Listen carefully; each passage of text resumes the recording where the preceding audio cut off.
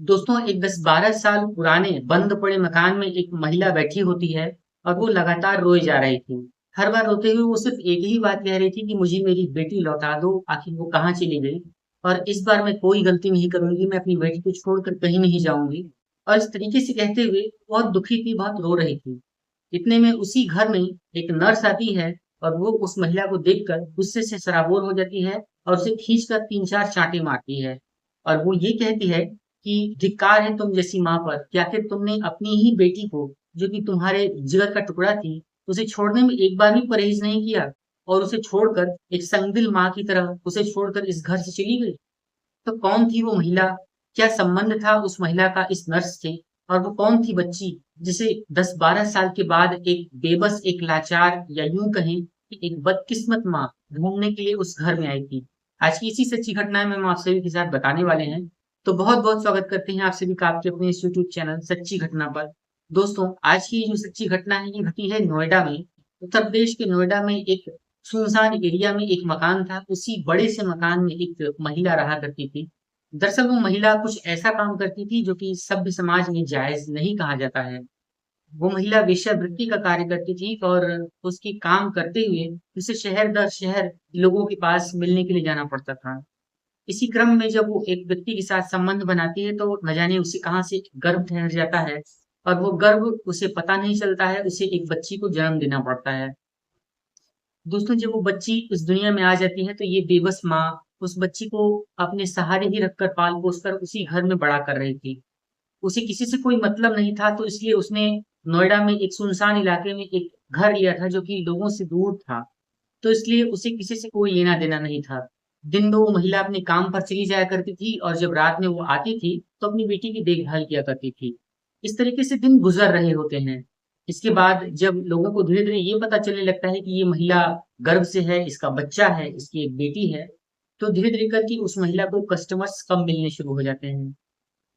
जब वो महिला ऐसा देखती है तो उसे उसकी कमाई का जो साधन था वो घटने लगता है। अब जब कमाई के साधन घटने लगते हैं तो उसके पास रोजी-रोटी की दिक्कतें आनी शुरू हो जाती हैं। फिर एक दिन वो एक बहुत कठिन फैसला लेती है। वो ये सोचती है कि वो इस शहर को ही छोड़कर दूसरे शहर में चली जाएगी और इस बेटी को भगवान के भरोसे इसी घर में छोड़ देंगी।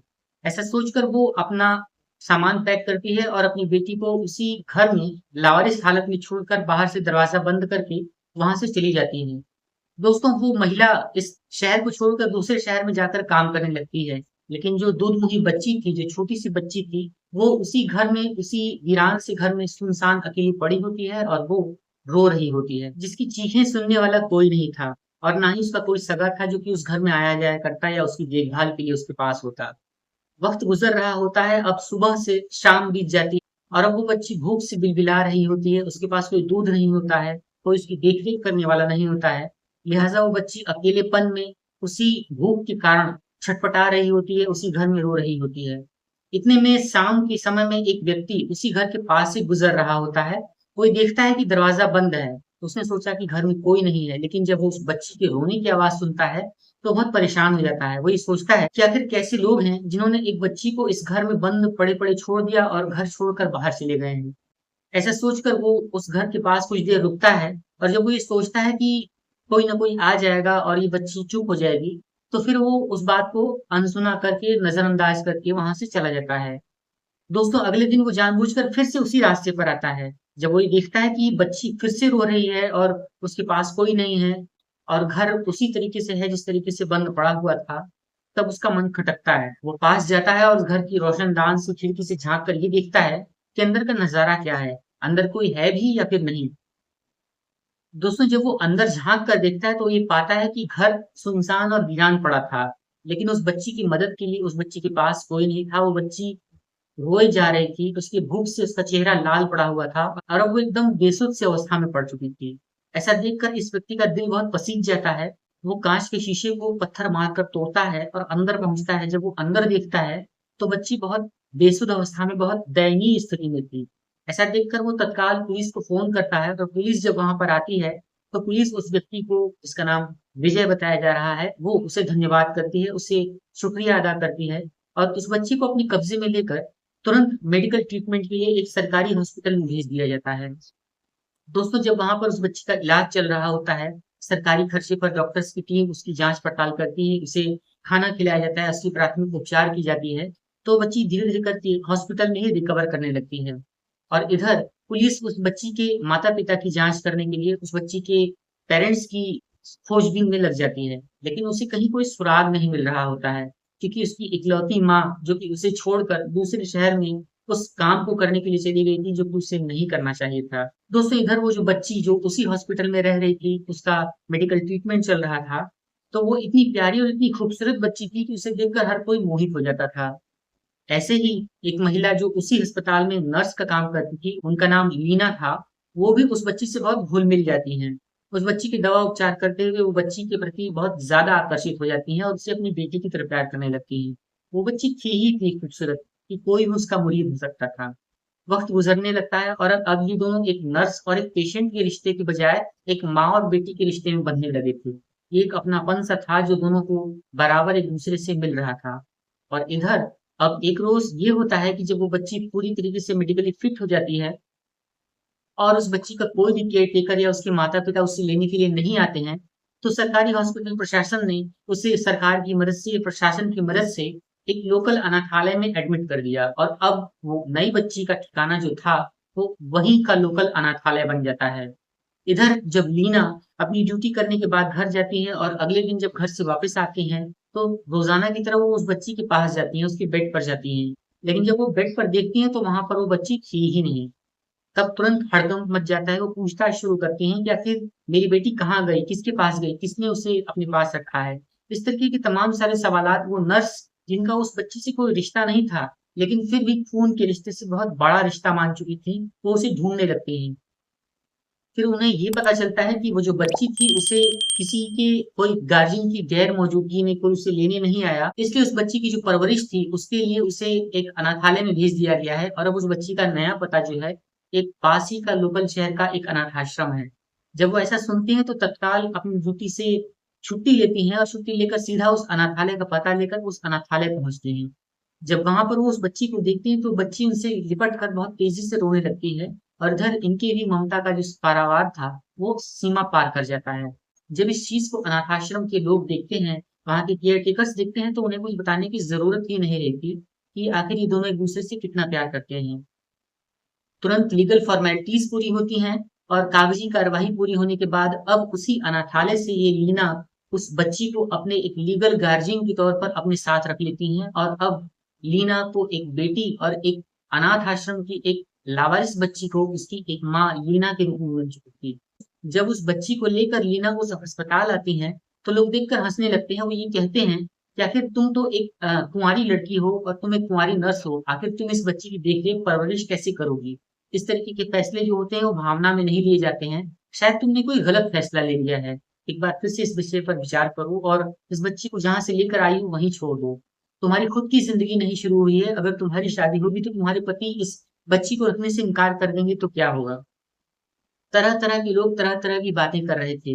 लेकिन लीना जिन्होंने कागज़ी कार्यवाही पूरी कर ली थी और अब वो इस बच्ची की एक गार्डियन बन चुकी थी, एक लीगल अभिभावक बन चुकी थी, उन्होंने सबकी बातों को सिरे से नकार दिया और उस बच्ची के साथ अपनी ज़िंदगी गुज़ारने लगती हैं। वक़्त बहुत तेज़ी से गुज़रने लगता है और अब धीरे-धीरे करके 5-7 साल बीत जाते हैं। अब इधर वो बच्ची बड़ी हो रही थी और अब वो अपनी माँ के साथ घुल-मिल जाती है। इस बच्ची का एक अच्छे से स्कूल में दाखिला कराया जाता है, जहाँ पर वो बच्ची पढ़ती-लिखती है। एक रोज़ वो अपने घर आती है और माँ से पूछती है कि माँ, मैं अपने रोज़ स्कूल में देखती हूँ कि मेरे जो सहेलियाँ हैं, मेरे जो दोस्त हैं, उनके माता-पिता उन्हें लेने के लिए आते हैं। लेकिन मैं जब भी आती हूँ तो आप मुझे लेने आती हैं, कभी भी मेरे पिताजी मुझे लेने के लिए नहीं आए। मेरे पिताजी कौन हैं? कहाँ रहते हैं? आखिर वो मुझसे प्यार नहीं करते? वो मुझे लेने क्यों नहीं आए? इस तरीके के कई सारे सवाल वो लीना से पूछने लगती है, जिनके जवाब सच में लीना के पास भी नहीं थे। और अब लीना ने ये सोचा कि इस बच्ची के माँ-बाप के बारे में आज नहीं तो कल मुझे बताना ही पड़ेगा। आज की छोटी-सी बच्ची इस तरीके से सवाल पूछ रही है, कल जब ये बड़ी होगी, कल जब ये सयानी होगी, तो इसके मन में और सारे सवाल आएँगे। कहीं वो मुझे ही गलत ना समझ ले। इस बात को सोचकर वो तत्काल अपने लोकल पुलिस स्टेशन में जाती है, जहाँ पर उस बच्ची के बारे में रिपोर्ट दर्ज हुई थी। जब वो वहाँ पर पुलिस स्टेशन की पुलिस से पूछती है, पूछताछ करती है, तो उसे ये पता चलता है कि एक घर से ये बच्ची बरामद की गई थी, जिसे एक विजय नाम का व्यक्ति लाया था। लीना तत्काल उस घर का पता लेती है और सीधे उस घर पहुंचती है। जब वो देखती है तो वो घर उसी वीरान अवस्था में बंद पड़ा था जहां पर कोई रहने वाला नहीं था, कोई मालिक नहीं था।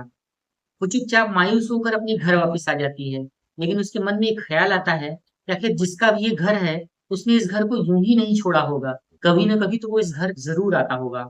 ऐसा सोचकर लीना आए दिन उस घर के चक्कर लगाया करती थी, कुछ समय वहां पर बिताया करती थी। और ऐसा सोचकर कि वो किसी न किसी दिन इस घर का जो ओरिजिनल मालिक है, वो इस घर आएगा, इस घर पर आकर इस घर की जांच पड़ताल करेगा, पूछताछ करेगा, तो मैं उस व्यक्ति से मिल लूंगी जो आखिर इस बच्ची का कहीं न कहीं से संबंधी या इस बच्ची का कहीं न कहीं माता या पिता हो सकते हैं। ऐसा सोचकर लीना रोज उस घर जाया करती थी। एक रोज वही होता है जो लीना सोच रही थी। उसी घर में एक महिला जो कि उस घर में दरो-दीवार को ढूँढते हुए दरो-दीवार की चौखट पर अपना सर माथा पटकते हुए ये ज़ोर-ज़ोर से चीख रही थी, ये ज़ोर-ज़ोर से कह रही थी कि आखिर मेरी बेटी कहाँ चली गई और मैं अपनी बेटी से मिलना चाहती हूँ। अब एक बार फिर से मुझे उससे मिला दो, मैं फिर से उसे कभी छोड़कर कहीं नहीं जाऊँगी। मुझसे बहुत बड़ी भूल हो गई, मुझसे बहुत बड़ी गलती हो गई। जब ऐसा सुनती हैं लीना तो उनके मन में भी कई सारे सवाल घुमाने लगते हैं और वो सीधा उस घर में घुसती हैं, उस घर के दरवाजे से अंदर उस कमरे में पहुँचती हैं, जहाँ पर एक महिला रो रही थी। ऐसा देखकर लीना ने उस महिला को सीधे 3-4 थप्पड़ मारे और ये पूछा कि धिक्कार है तेरी ममता पर, धिक्कार है तेरे माँ होने पर, कि आखिर तूने कैसे एक दुर्मुखी बच्ची को इस बेसुध इस लावारिस हालत में छोड़ दिया और छोड़कर अपनी ज़िंदगी के मज़े लूटने चली गई। वो महिला उस नर्स को देखती है और रोने लगती है, वो उससे सारी बातें बताती है। वो ये कहती है कि दरअसल वो एक गलत काम करती थी जो सभ्य समाज में जायज़ ही नहीं है। उसकी ज़िंदगी एक वेश्या की ज़िंदगी थी जिसके बाप का उसे कुछ पता ही नहीं था कि इस बच्चे का बाप कौन है। और जब उसने इस बच्ची को जन्म दिया और उसे काम करने के बाद इस बच्ची को भी पालना-पोसना पड़ता था और जब खाने के लाले पड़ने लगते हैं, पैसे कम मिलते हैं, लोग इस एक बच्ची की माँ देखकर मुझे नहीं बुलाते थे और मेरे ग्राहक कम होने लगे, तो मैंने इस घर को छोड़ दिया, इस शहर को ही छोड़ दिया और छोड़कर एक नए शहर में जाकर शिफ्ट हो जाती हूँ। ये सोचती हूँ कि शायद मेरी ज़िंदगी बदल जाए, शायद मेरा भविष्य तो सुधर जाए और मैं एक बार फिर से आकर अपनी बेटी को यहाँ से ले जाऊँगी या उसके बारे में कुछ पता करूँगी। जब लीना ये सब सुनती हैं, तो वो भी कहीं न कहीं इस बात से प्रभावित होती हैं, वो भी कहीं न कहीं दुखी हो जाती हैं और इस महिला की बेबसी को समझने का प्रयास करने लगती हैं। लेकिन लीना के मन का जो गुस्सा था, वो भी कम नहीं हुआ था। लीना ये बोलती है कि मैं यहाँ पर इसलिए आई थी, क्योंकि मैं ये जानना चाहती थी कौन-सी वो संगदिल माँ है, जिसने अपनी ही बेटी को यहाँ पर छोड़ दिया और मरने के लिए छोड़कर वो कहीं और चली गई। जब ऐसा वो महिला सुनती है तो वो कहती है कि आखिर मेरी बेटी कैसी है? कहाँ है? किस हाल में है? क्या आप उसे जानती हैं? मुझे उससे मिला दीजिए। तो लीना उससे कहती कि खबरदार इस बच्ची का नाम भी अपने मुँह से बेटी के तौर पर मत लेना। अब से वो तुम्हारी बेटी रही ही नहीं जब जिस दिन तुमने उसे यहाँ पर मरने के लिए लावारिस हालत में छोड़ दिया था। अब वो मेरी बेटी है, मेरे साथ रहती है और मैं तो यहाँ सिर्फ़ ये जानने आई थी कि इस बच्ची का अभागा बाप और इसकी अभागी माँ कौन है जिन्होंने इसे यहाँ पर छोड़ दिया था। आज वो मुझसे कई तरीके के सवाल पूछती है जिनके जवाब मेरे पास भी नहीं है। दोस्तों इस तरीके से जब लीना उस महिला को उस औरत को ज़लील करती है, उनके साथ बातें कहती हैं, तो वो महिला उस लीना की बात को समझ जाती है, लीना की से माफ़ी माँगने लगती है। ये कहती है कि दरअसल मैं बहुत मजबूर थी। मैं ये सोच रही थी कि मेरी कोई ज़िंदगी नहीं है और इस बच्ची को कोई पाल ले या इसके साथ जो हो रहा है, उसकी कहीं न कहीं ज़िम्मेदार मैं ही हूँ। ऐसा सोचकर मैं इसे छोड़कर चली गई थी और मैंने इस बच्ची को पालने-पोसने की जगह अपने काम को तवज्जो दी और इसलिए आज ये हालत हुई है। मैं बहुत गुनहगार हूँ, मैं बहुत दोषी हूँ। ऐसा कहकर वो महिला रोने लगती है। इधर लीना जिनका दिल पसीजने लगा था, वो उस महिला की बात पे समझकर उसको तरस खा जाती हैं। उससे ये कहती हैं कि मैं ये नहीं चाहती कि तुम्हारी जो बेटी है तुम्हारा साया उसके ऊपर पड़े और कहीं न कहीं मैं ये भी चाहती हूँ कि तुम उस बच्ची से दूर रहो ताकि उसे एक अच्छी परवरिश मिले और ये जो माँ और बेटी का रिश्ता था, वो कहीं न कहीं बदनाम ना हो, कहीं खराब ना हो। तो इस बात को सुनकर वो महिला भी लीना की बेटी से मिलने की इच्छा को त्याग देती है और लीना अपनी बेटी को ये बताती है कि तुम्हारे पिताजी और तुम्हारी माताजी का देहांत हो गया था और तुम्हें किसी रिश्तेदार ने पाला था जो तुम्हें छोड़कर यहाँ पर चले गए थे और उसके बाद तुम्हें मैंने पाला है। अब से तुम्हारी माँ और तुम्हारे बाप जो हूँ वो मैं ही हूँ। और इधर वो जो महिला थी वो लीना से मिलने की इच्छा छोड़ देती है, अपनी बेटी से मिलने की इच्छा छोड़ देती है और वो उस शहर को ही छोड़कर उस घर को बेचकर वहां से चली जाती है। और इधर वो जो बेटी थी वो धीरे-धीरे करके अब बड़ी हो रही थी। 12 साल की उम्र में जब उसने ये पहला सवाल पूछा था, तो उसे कई सारे तसल्ली बख्श जवाब जो थे वो लीना ने उसे दे दिए थे। और धीरे-धीरे करके जब वो बच्ची बड़ी हो जाती है तो उसे एक सरकारी नौकरी मिल जाती है और उसकी तय वक़्त पर शादी भी कर दी जाती है। और उस लड़की ने जब शादी की तो उसने अपने पति से यही कहा था कि मैं मेरी माँ के साथ रही हूँ, मेरी माँ ही मेरी सब कुछ है। अगर आप मेरे साथ शादी करते हैं तो मैं अपनी माँ के साथ रहूँगी या मेरी माँ को मैं अपने साथ ही रखूँगी। इस शर्त पर ही ये शादी होती है और आज लीना, उसकी बेटी और उस बेटी का जो पति है, ये तीनों एक खुशहाल ज़िंदगी जी रहे हैं और एक नई ज़िंदगी की नई शुरुआत कर रहे हैं। तो दोस्तों ये थी एक सच्ची घटना जो मैं कहीं न कहीं ये समझता हूँ कि आपके मन को, आपके दिल को भी कहीं न कहीं झंझोड़ कर रख देगी। और मैं आपसे ये पूछना चाहता हूँ कि आप क्या कहना चाहेंगी उस महिला के प्रति जिसने अपनी बेबसी, अपने मजबूरी के चलते या यूँ कहें कि अपनी मनमानी के चलते एक लावारिस हालत में एक बेटी को छोड़ दिया और छोड़कर कहीं और चली गई।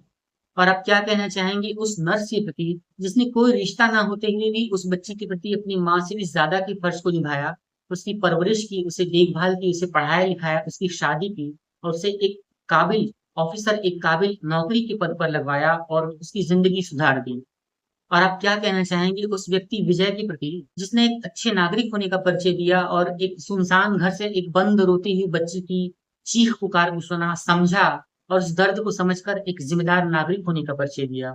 कमेंट करके आप अपनी राय और इन किरदारों के संबंध में अपने विचार ज़रूर रखें। और अगर आप आज की इस सच्ची घटना को लाइक करते हैं, इस वीडियो को शेयर करते हैं, तो आपका बहुत-बहुत धन्यवाद करेंगे। और अगर आप सच्ची घटना चैनल पर नए हैं, तो इस वीडियो को लाइक करें, शेयर करें, चैनल पर नए हैं तो इसे सब्सक्राइब ज़रूर करें और हो सके तो कमेंट बॉक्स में आप अपना नाम, अपने शहर का नाम ज़रूर लिखें। हम अगली वीडियो में आपका नाम, आपके शहर के नाम के साथ ज़रूर लेंगे। एक नई सच्ची घटना के साथ, एक नए वीडियो के साथ हम फिर मिलेंगे। तब तक के लिए आप सभी अपना-अपना ख़्याल रखें, अपने आस-पास के माहौल पर नज़र बनाए रखें।